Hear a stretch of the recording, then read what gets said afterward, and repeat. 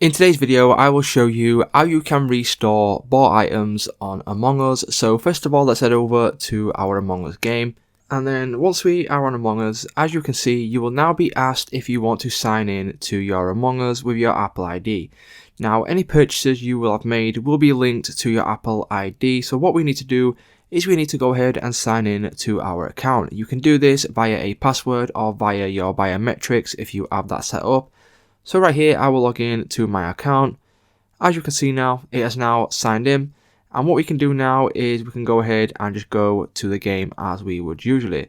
So I will click not right now on the merging, close this down, and if we go over to play or go to my inventory, if we go through, you will be able to see all of the things that you have purchased, as you can see right here, like these pets and different outfits and so on and so forth. So that's how you can go ahead and restore purchases on Among Us, guys. If this video helped you out, please leave a like on today's video, and I will see you in the next one.